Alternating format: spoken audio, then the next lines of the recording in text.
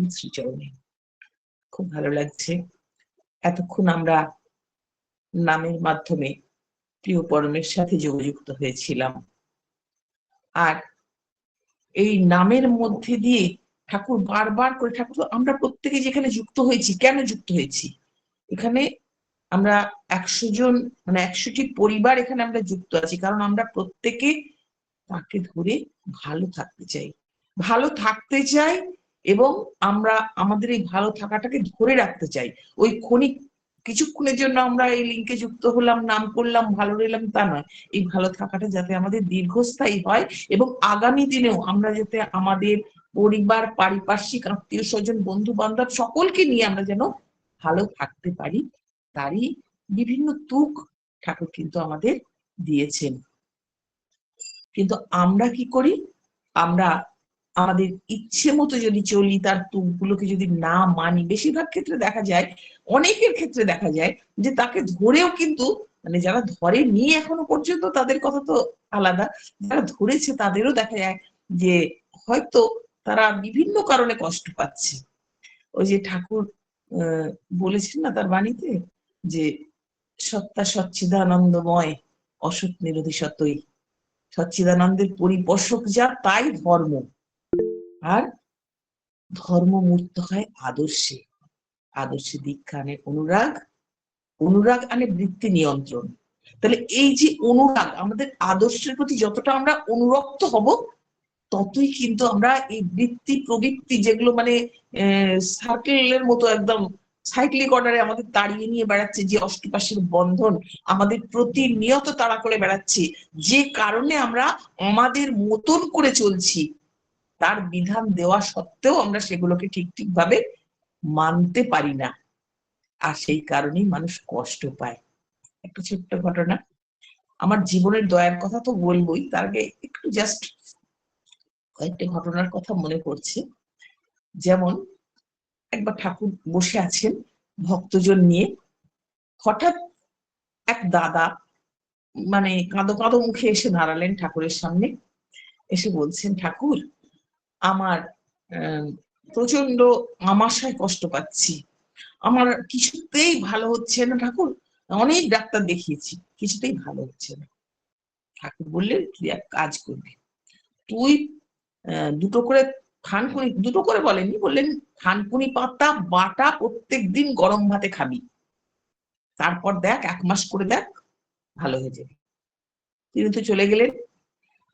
1 মাস পরে এসে আরো কাঁচুমাচু মুখ করে বলছেন, ঠাকুর আমার আগে শুধু আমাশা ছিল, এখন রক্ত আমাশা হয়েছে। ঠাকুর বললেন, কইছিস কি ডাকাত, তোর শুধু আমাশা ছিল, তুই থানকুনি পাতা খেয়ে তোর রক্ত আমাশা হয়েছে, তুই কেমন খাইছিস? কেন ঠাকুর? ওই থানকুনি পাতা ভালো করে সর্ষে দিয়ে বেটে তেল দিয়ে ভেজে খুব সুন্দর করে রান্না করে খেয়েছি। ঠাকুর বললেন, তুই থানকুনি পাতা আমি বেটে গরম ভাতে খেতে বললাম, আর তুই কিনা থানকুনি পাতা সর্ষে বাটা দিয়ে বেটে তেলে ভেজে তুই রান্না করে খেলি, আর তোর রক্ত আমাশা হবে না, তো কার হবে রক্ত আমাশা? ঠাকুর বললেন, এই হচ্ছে খেয়াল মাফিক ভজলি গুরু, হতে মানুষ হলি গরু। ঠাকুর আমাদের বিধান দিয়েছেন সবটা। এই যে তিনি নাম করতে বলেছেন, নাম আমরা যত বেশি নাম করব, নামের সঙ্গে ধ্যান কেন বলেছেন? কারণ নাম আর নামই অভেদ। আমরা নাম করতে করতে যদি আমাদের আজ্ঞাচক্রে আমরা তাকে যদি নিয়ে আসতে পারি, তাহলে কিন্তু আমাদের সেই নামটা আরো বেশি, নামের তীব্রতাটা আরো বেশি বাড়বে, এবং আমাদের ভেতরে নাম চলতে থাকবে। আমরা হয়তো কাজ করছি, যাই কিছু করি না কেন, কিন্তু ভেতরে কিন্তু অবিরত সেই নাম আমাদের চলতেই থাকবে, চলতেই থাকবে। আর এই নামের গুরুত্ব যে কতটা অপরিসীম, তা বলে শেষ করা যায় না। ঠাকুর একবার বসে আছেন ভক্তজন পরিবৃত হয়ে, তা সবাইকার মধ্যে বেশ একটা হাসি মস্করা, আমরা তো জানি ঠাকুর রসিক শেখর আমরা বলি। তা তিনি বসে আছেন, এখন একজন দাদা এসে দাঁড়িয়েছেন, তিনিও সেই গোমরা মুখে এসেছেন। ঠাকুর বলছেন, কি হয়েছে? না ঠাকুর, আমার জ্যোতিষীকে হাত দেখিয়েছিলাম, আমার সময় খুব খারাপ যাচ্ছে, জ্যোতিষী বলেছেন সব কটা গ্রহ নাকি আমার খারাপ। ঠাকুর অবাক হয়ে তার দিকে তাকিয়ে বলছেন, ওই এরা থাকে কনে? বলেন তিনি চুপ করে আছেন। তখন পাশে এক দাদা বলছেন যে তারা থাকে কোথায়? ওই যে গ্রহ না কি বলছিস, এরা থাকে কনে? না ঠাকুর জানি না। সে দাদাটি মাথা নাড়লেন।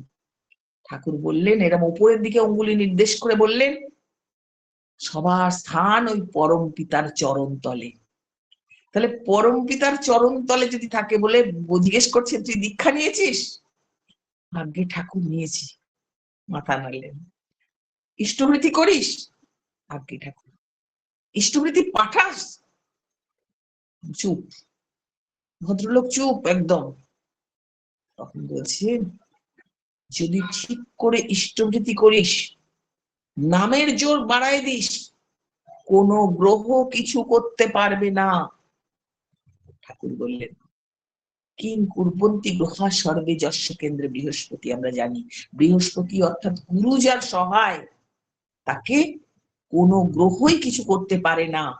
কিন্তু আমাদের যখনই দুঃসময় এসে যায়, কোনো একটা বিভ্রাট, কোনো একটা শারীরিক অসুস্থতা, কোনো মানসিক সমস্যা, কোনো পারিবারিক সমস্যা, যাই কিছু আসুক না কেন, আমরা ঠাকুর থেকে ডিটেস্ট হয়ে যাচ্ছি। তাই জন্যই তো আজকে ডিপি ওয়ার্ক, তাই জন্যই তো আজকে আমরা আমরা এদিক ওদিক আমরা যদি বিভ্রান্ত হয়ে যাই, কিন্তু ওই যে আমরা চিন্তা ভাবনা করি, একটা গান আমার চিন্তা বেশি করতে গেলেই মনে পড়ে, ও তুই ভাবতে গেলে কুল পাবি না, ভাবনা শুধুই হবে সার, পর লুটে তার চরণ তলে যে করবে এই ভব পার।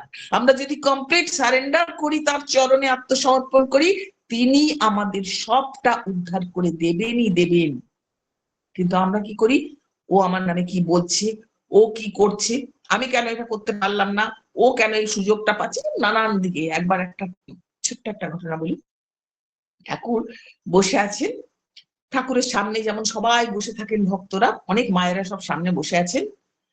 আর আমরা সবাই জানি রমন সাহাদার মায়ের কথা, তিনি একদম ঠাকুরের ঠিক সামনেটাতে এসে বসেছেন। আর তার আগেই দিন অবশ্য ঠাকুর ওই কার্তিক পালদা বলে একজন ছিলেন আশ্রমে, তার সঙ্গে একদম ওই রমনদার মায়ের মানে সাপে নেউলে সম্পর্ক, দেখলেই তেলে বেগুনে জ্বলে উঠত রমনদার মা। আর ঠাকুর বেশ এগুলো মানে উপভোগ করতেন, দাঁড়িয়ে দাঁড়িয়ে উপভোগ করতেন। কার্তিক পালদাকে শিখিয়ে দিয়েছেন যে কালকে রমনের মা যখন আসবে, তুই ওর দিকে ঢুলু ঢুলুর চোখে তাকাবি, এমন ভাবে তাকাবি যেন ও মানে আস্তে আস্তে অস্বস্তি বোধ করে। তখন সে বলছে, ঠাকুর আপনি কি আমাকে মার খাওয়াবেন? ও এমনি আমাকে সহ্য করতে পারে না, যা বলছি তুই তাই কর। পরের দিন যথারীতি কার্তিক দা এসে বসে আছেন এবং রমন সাহাদার মা এসে ঠাকুরের একদম সামনেটাতে বসেছেন। ঠাকুর একটা বেনারসি শাড়ি পরে আসতে বলেছেন, তাই এসে বসেছেন। তারপর ঠাকুর ইশারা করতেই কার্তিক দা ওইভাবে ঢুলু ঢুলু চোখে তার দিকে তাকাচ্ছেন। আর রমনদার মা আর চোখে তার দিকে দেখছে আর একটু করে সরে যাচ্ছে, বলছে, আপদ এখানেও জ্বালাচ্ছে আমাকে, বলে একটু করে সরে যাচ্ছে। ঠাকুর কিন্তু লক্ষ্য করছেন, কিছু বলছেন না। আবার যখন কার্তিক দা তাকাচ্ছেন, আরো সরে যাচ্ছেন। এই করতে করতে করতে করতে ছিলেন ঠাকুরের সামনে, চলে গেলেন একদম অনেকটা দূরে। ঠাকুর এতক্ষণ ধরে পুরো ব্যাপারটাকে কিন্তু প্রত্যক্ষ করে তারপর বলছেন, ও রমনের মা, তুই তো আমার সামনে বসেছিলি, তুই অত দূরে চলে গেলি কি করে? ঠাকুর আপনি আমাকে দেখছেন, আর ওই যে কার্তিক, ও আমার সঙ্গে কেমন ইল্লতগিরি করছে, আমার দিকে কেমন ভাবে তাকাচ্ছে, আপনি দেখছেন না? ঠাকুর বলছেন, তুই এখানে আছিস কার কাছে? না ঠাকুর আপনার কাছে। তোকে খাওয়ায় কে? ঠাকুর আপনি। তুই যে শাড়িটা পরে এসেছিস, কে দিয়েছে তোকে? না ঠাকুর আপনি। তাহলে তুই আমার কাছে এসে আমার দিকে না তাকিয়ে তুই ওর দিকে তাকাচ্ছিস কেন? সুন্দর করে ঠাকুর আমাদের বুঝিয়ে দিলেন, আমাদের প্রত্যেককে ঠাকুর বুঝিয়ে দিয়ে তার সত্যানুসরণে বানিয়ে দিলেন, তুমি গুরুতে বা সতে চিত্ত সংলগ্ন করে আত্মোন্নয়নে যত্নবান হও। অন্যে কি বললো দেখতে গিয়ে আকৃষ্ট হয়ে পড়ো না, তাহলে তুমি আসক্ত হয়ে পড়বে, তোমার আত্মোন্নয়ন হবে না। আর আমরা কি করি, এইগুলোই আমরা ভুল করি। ঠাকুর সব বিধান আমাদের দিয়েছেন, A to Z তিনি আমাদের সমস্তটুকু বুঝিয়ে দিয়েছেন, শুধু আমাদের মেনে চলতে হবে স্বার্থহীন প্রশ্নহীন আনুগত্যে, তার বলাগুলোকে মেনে চলতে হবে।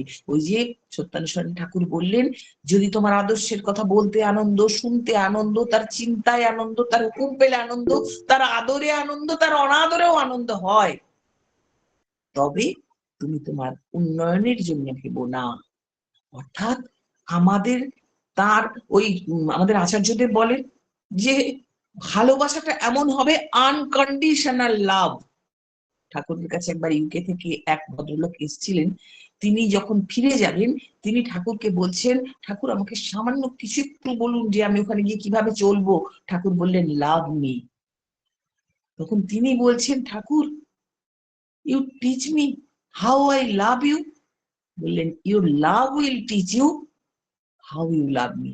তোমার ভালোবাসাই তোমাকে শেখাবে কেমন করে ভালোবাসতে হয়। অর্থাৎ ওই আনকন্ডিশনাল, আমাদের ওই অনুরাগ মানে বৃত্তি নিয়ন্ত্রণ। আমরা যত বেশি নাম করতে পারবো তত আমরা সেই নামের প্রতি অনুরক্ত হতে পারবো, তত আমাদের অনুরাগটা বাড়বে। আর অনুরাগ যত বাড়বে তত আমাদের বৃত্তি প্রবৃত্তি গুলোকে আমরা আমাদের কন্ট্রোলে রাখতে পারবো। এবং যত বেশি আমাদের বৃত্তি প্রবৃত্তির উপর আমরা নিজেরা আধিপত্য বিস্তার করতে পারবো, অর্থাৎ তাদেরকে আমি কন্ট্রোলে রাখতে পারবো, ততই আমি কিন্তু তাকে অনুভব করতে পারবো আমার জীবনের প্রতি মুহূর্তে। আমার অন্তরের দেবতাকে আমি জাগ্রত করে রাখতে পারবো প্রতিটা মুহূর্তে। যেটা আচার্যদেব বলেন যে আমার আমির সঙ্গে, মানে আমার এই যে আমি, কারণ আমি দাঁড়িয়ে দুটো ভালো কথা বললাম, আমার বাড়িতে গেলে যদি সেই আমার আচার ব্যবহার সবকিছু যদি অন্যরকম হয়ে যায় আমার বাড়ির লোকের সঙ্গে, আমার পাড়া প্রতিবেশীর সঙ্গে, তাহলে কিন্তু সেটা প্রকৃত হয়ে ওঠা হলো না। ঠাকুর বলছেন প্রাণপণে প্রকৃত হতে চেষ্টা করো। অর্থাৎ আচার্যদেব যেটা বলছেন যে পোশাকে নয়, বি বিহেভিয়ারিস্ট, তোমার আচরণে প্রমাণ করবে। প্রত্যেক সময় আমরা বাজারে যখন যাচ্ছি, আমরা মানে স্কুল কলেজ কর্মক্ষেত্র যে যেখানেই যাই না কেন, আমাদের ব্যবহারে আমাদের আচরণে আমাদের পোশাক পরিচ্ছদ কথাবার্তার মধ্যে যেন তিনি জাগ্রত থাকেন সব সময়।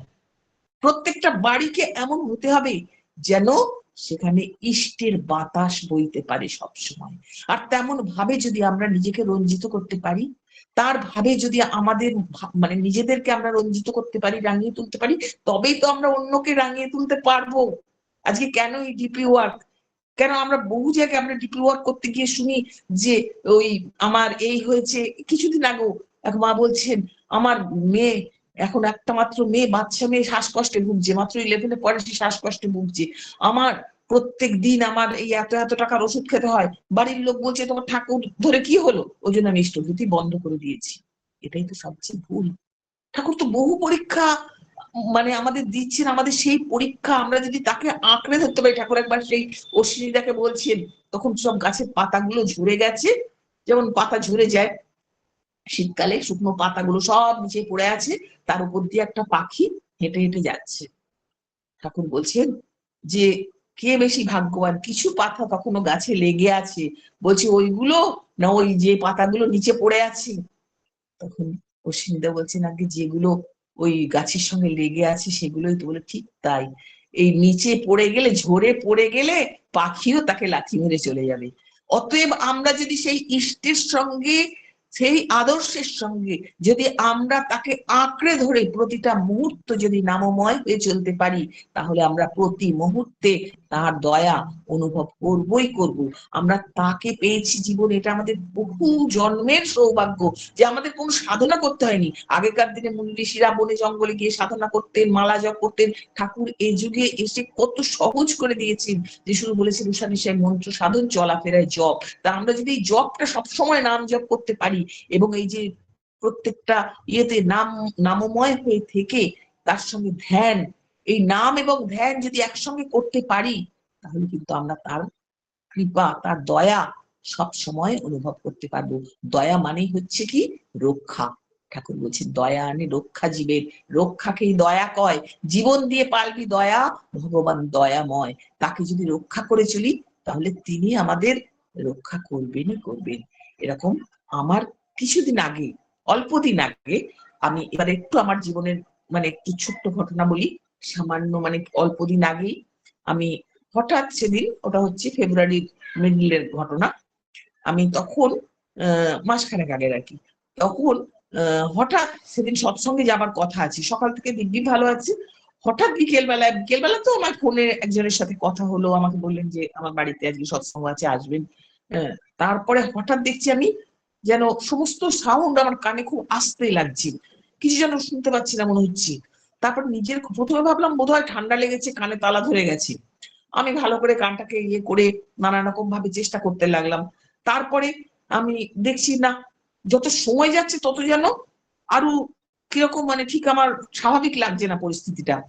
যাই হোক, আমার হাজবেন্ডকে বললাম যে আমি আজকে সৎসঙ্গে যাবো না, তুমি চলে যাও। দিয়ে আমি এটা ওটা মানে ভাবলাম যে দেখি কেন এরকম হচ্ছে, কোনো কিছু পাই কিনা নেটে, আমরা তো আজকে কিছু হলে একটু নেটে দেখি, এইসব করে কিছু যখন সেরকম কোনো কিছু দেখছি, আস্তে আস্তে ক্রমশ যত সময় যাচ্ছে তত যেন আরো ডিটোরিয়েট করছি। যাই হোক, উনি সৎসঙ্গ থেকে আসার পর আমি বললাম, পরের দিন সকালে, সেদিনকে আর রাত্রে কোনো ডক্টরের সঙ্গে যোগাযোগ করা গেল না, পরের দিন আমি আরেকটি আমাদের লোকালের একজন ইএনটি স্পেশালিস্টকে দেখালাম। তিনি বললেন মাথা থেকে কানে যে নার্ভ আসে সেটা হঠাৎ কোনো কারণে ড্যামেজ হয়ে গেছে। অতএব এটা মানে সারতেও পারে, নাও পারে, সারলে হয়তো যদি ঠিক হয় আংশিক হতে পারে। আমার তো প্রচন্ড চিন্তা হতে লাগলো, ঠাকুর আমি তোমার কথা শুনতে পাবো না, আমি তোমার কথা বলতে যদিও বলি আমার নিজের কথাই তো আমি শুনতে পাচ্ছি না, আমি কি করব? দিয়ে খুব মনটা খারাপ হয়ে গেল।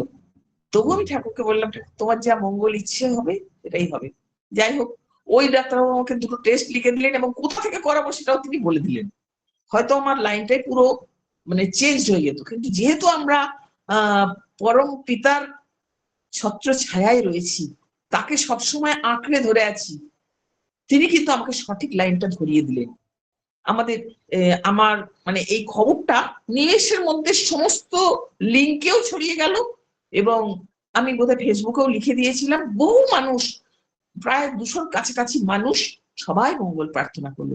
এই যে ঠাকুর বলছেন নিষ্কাম প্রার্থনা, আমার এত মানে প্রত্যেকের এত শুভেচ্ছা, এত নিষ্কাম প্রার্থনা, এবং প্রত্যেকটা লিঙ্কে, এই শর্মিষ্ঠা মায়ের লিঙ্কেও প্রার্থনা হয়েছে, প্রত্যেকটা লিঙ্কে যারাই খবর পেয়েছেন প্রত্যেকে প্রার্থনা করেছেন, ঠাকুর মঞ্জুর করলেন।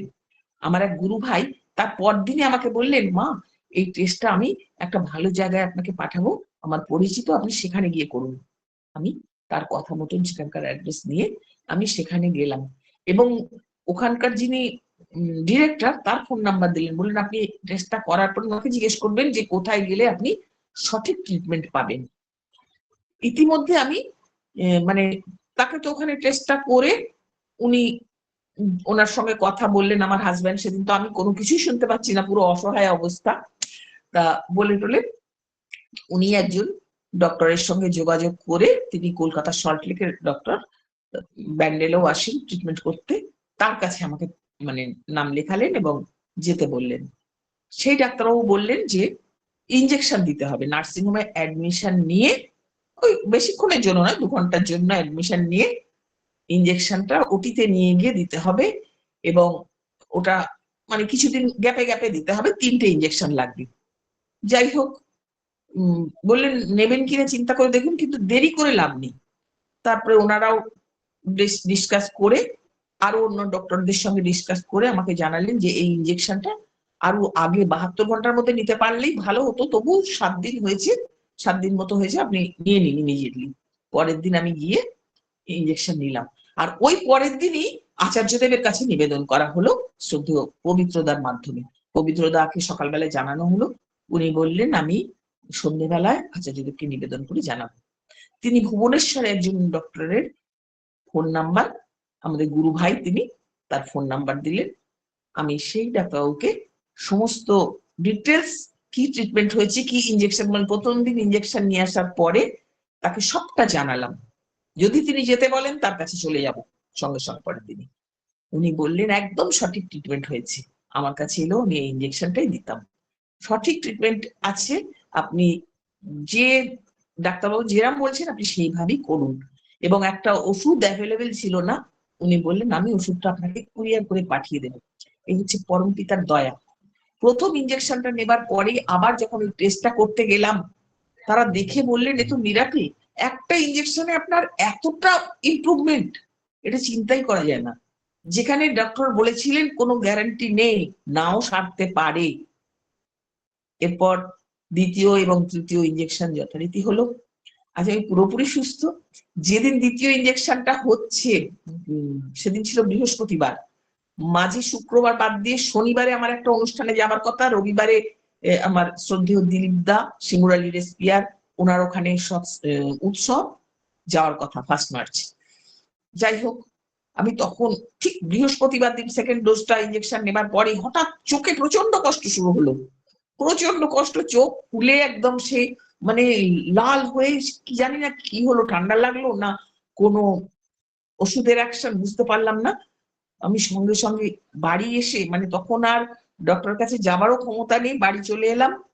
এসে ছেলের সঙ্গে গিয়েছিলাম, চলে এসে আমি পরের দিন ভোরবেলা, মানে শুক্রবার দিন, শনিবার একটা অনুষ্ঠানে যাওয়ার কথা আছে 2-3টে স্টেশন বাদে, আমাদের এসপিআর ডক্টর শিশির মন্ডল আছেন, আই স্পেশালিস্ট, ওনাকে ফোন করলাম এবং একটা ছবি পাঠালাম চোখের। উনি সঙ্গে সঙ্গে আমাকে একটা অয়েন্টমেন্ট এবং একটা ড্রপ লিখে দিলেন, সেদিনকে কিভাবে দিতে হবে বলে দিলেন। ওই শুক্রবারটা দিলাম, শনিবার দিন যথারীতি উৎসবে চলে গেলাম। শনিবার দিন সেখান থেকে এসে বাড়ি এসে দেখছি গলা একটার সঙ্গে আর একটা অঙ্গাঙ্গি ভাবে জড়িত, দেখছি গলা যেন প্রচন্ড ব্যথা করছে, মনে হচ্ছে গলা এক্ষুনি চোট হয়ে যাবে, আর কাশি প্রচন্ড। তাহলে কি করে আমি, তার পরের দিন শিমুরালীতে উৎসব, আমাকে 3বার ট্রেন পাল্টে যেতে হবে, আমি কি করে যাব? এত, আর গলার ওই অবস্থা যখনই হয় তার পরের দিন আমার গলা পুরো চোখ হয়ে একদম গলা দিয়ে আওয়াজ বেরোতে চায় না। ঠাকুর, তোমার যদি মনে হয় আওয়াজ বেরোবে না তাহলে যাব না, তোমার কথা যদি বলতে না পারি, কিন্তু সবটাই তোমার ইচ্ছে। আগের দিন মানে 50-50 আমি কাপড় চোপড় বের করে রেডি করে রাখলাম, আমার হাজবেন্ডকে বললাম যদি দেখি কালকে সকালে গলা দিয়ে আওয়াজ বেরিয়েছে তাহলেই আমি যাব। পরের দিন সকালবেলায় উঠেই তার নাম করতে বসে দেখলাম যে আওয়াজ বেরোচ্ছে। বুঝলাম ঠাকুর, তোমার দয়ার তুলনা নেই, তুমি আছো। সাপ হয়ে কামড়াও, রোজা হয়ে ঝাড়ো, হাকিম হয়ে হুকুম দাও, পেয়াদা হয়ে মারো। মানে কি বলবো, প্রতিটা মুহূর্তে কত যে মিরাকেল আমাদের জীবনে, প্রত্যেকের জীবনে ঘটছে। আমার আরো আছে কিন্তু আর সময় নেই, সময় তো অলরেডি সংক্ষিপ্ত। যাই হোক, আর 3 মিনিট মাত্র আছে। আমি পরের দিন সকালবেলায় উঠে ওখানে মানে ভোরবেলাতেই একদম রওনা হয়ে নিলাম স্নান টান করে, এবং শিমুরালীতে গিয়ে উৎসবে যখন তার কথা বলছি, আমি বললাম যে আমার গতকালও যে অবস্থা ছিল আমি ভাবিনি আজকে আমার গলা দিয়ে আওয়াজ বেরোবে, মুহুর্মুহু কাশি। এবং মানে তখনও যখন ওখানে পৌঁছে আমি কথা বলছি আমার পরিচিতদের সঙ্গে, তারা কিন্তু বলছে যে হ্যাঁ, গলা শুনেই বোঝা যাচ্ছে যে তোমার গলা প্রচন্ড মানে একটা প্রেসার দিতে হচ্ছে, চাপ পড়ছে গলায়, এবং অবশ্যই তোমার গলার অবস্থা ভালো নয়। কিন্তু আমি যখন মঞ্চে তার কথা যখন বলে নামলাম, তারাই আমাকে বললো যে একদম মনে হলো না যে তোমার গলায় কোনো প্রবলেম ছিল বা আছে। তার দয়ায় অসম্ভব সম্ভব হয়। মুকং করতি বাচালং পঙ্গুং লঙ্ঘয়তে গিরি, পঙ্গু গিরি লঙ্ঘন করতে পারে। প্রতি মুহূর্তে বুঝতে পারছি। এই গত 25শে ডিসেম্বর আমি একটা মানে সিঙ্গুরে গিয়েছিলাম, আমাদের শ্রদ্ধেয় গোপাল চন্দ্র কুকলিদা এখানে আছেন হয়তো, তিনিও ছিলেন সেখানে সেই অনুষ্ঠানে। মানে সেদিনকে একটা কম্পিটিশন ছিল, সেই আমি বললাম এর আগের দিন যে আবৃত্তিটা করলাম, ওখানে প্রথম পুরস্কার নিয়েছি।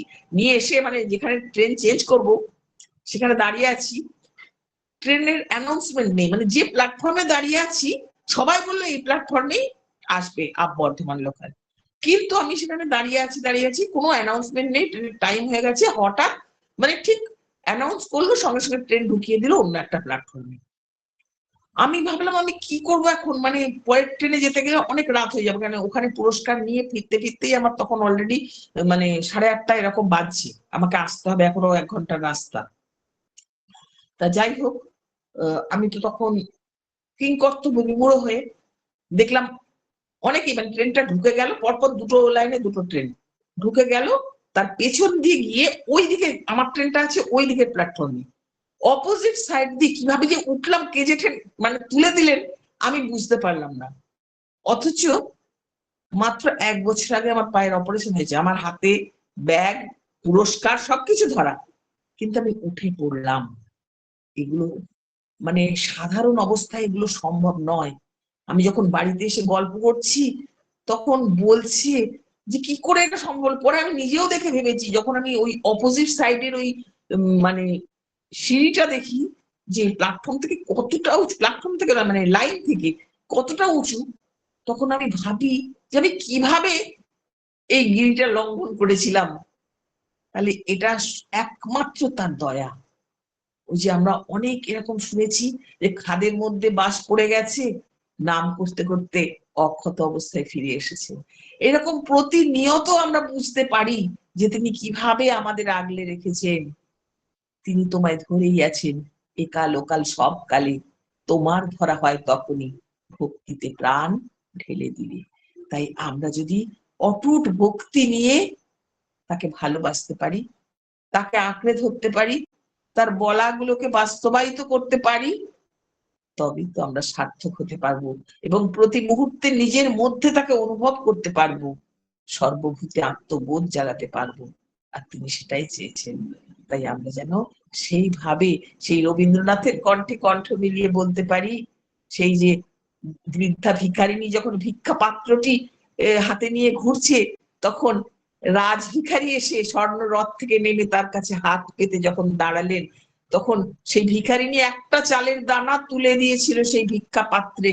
আর পরে যখন বাড়িতে এসে সেই ভিক্ষা পাত্রটা উপুড় করে দেখলো একটা চালের দানা সোনা হয়ে গেছে, তখন তিনি বললেন, যবে পাত্রখানি ঘরে এনে উজাড় করি, এ কি ভিক্ষা মাঝে একটি ছোট সোনার কণা দেখি, দিলেন যা রাজ ভিখারি রে, স্বর্ণ হয়ে এলো ফিরে, তখন কাঁদি চোখের জলে, দুটি নয়ন ভরে, তোমায় কেন দিইনি আমার সকল শূন্য করে। আমরাও যেন আমাদের সকল শূন্য করে, তনু মন প্রাণ সমর্পণ করে, পরিপূর্ণ আত্মনিবেদনের মধ্যে দিয়ে তার ধ্যানে, তার নামে সব সময় তাকে আমার মধ্যে জীবন্ত করে রাখতে পারি, তাকে ভালোবাসতে পারি। জয় গুরু। সবাই খুব ভালো থাকবেন। সবার মঙ্গল প্রার্থনা করি পরম পিতা রাতুল শ্রীচরণে। জয় গুরু। বন্দে পুরুষোত্তম, বন্দে পুরুষোত্তম, বন্দে পুরুষোত্তম। জয় গুরু মা। জয় গুরু মা, জয় গুরু। অপূর্ব স্তব সঙ্গ শুনলাম যে আদর্শের প্রতি অনুরাগ হলে বৃত্তি প্রবৃত্তি আমাদের নিয়ন্ত্রিত হয়। থালকুনি পাতা খেলে যে আমাদের পেটের রোগ সারে, তা সুন্দরভাবে একটা গল্প বললেন, আমরা সমৃদ্ধ হলাম। খেয়াল মতন গুরু ভোজনা করলে চলবে না, তাকে ধরলে সমস্ত গ্রহ নক্ষত্র সব দূরীভূত হয়ে যায়, সমস্ত বাধা বিপত্তি কেটে যায়, কর্মফল খণ্ডন হয়। তার বিধিবিধানগুলো মেনে চলাই আমাদের ধর্ম। এবং তখন আত্ম-উন্নয়নের কথা আমাদের ভাবতে হবে না, আমাদের আচার আচরণে তাকে জাগ্রত করে রাখতে হবে। নাম ধ্যান একসঙ্গে করলে কৃপা পাওয়া যায় এবং তার দয়ায় অসম্ভবও সম্ভব হয়। সেই বিষয়ে নিজের জীবনে দয়ার কথা বলে আমাদের প্রতি প্রত্যেককে সমৃদ্ধ করলেন। সত্যি আমরা, আমার ডক্টর অশোক চ্যাটার্জিতে আমাকে ফোন করে বলেছিলেন যে আমার কেয়া দাস মা অসুস্থ, নাম করবে। আমরা নাম করেছিলাম, কিন্তু দুঃখিত খবরটা নিতে পারিনি পরে কাজের ব্যস্ততায়। কিন্তু শুনে ভালো লাগছে যে আপনার ঠাকুরের দয়ায় আপনি সুস্থ হয়েছেন। সত্যি তো, ভক্তি নিয়ে তাকে ডাকলে তিনি যে সাড়া দেন, সেটা জ্বলন্ত উদাহরণ হচ্ছে আপনি। খুব ভালো থাকুন মা, সুস্থ থাকুন এবং পরমপিতাকে নিয়ে আনন্দে ভরপুর হয়ে থাকুন। আর মাঝে মাঝে এসে তার কথা বলে তার প্রতি তন্মুখী করে তুলুন। জয় গুরু মা, ভালো থাকুন। জয় গুরু মা, জয় গুরু। খুব ভালো থাকবে সবাই। জয় গুরু। জয় গুরু।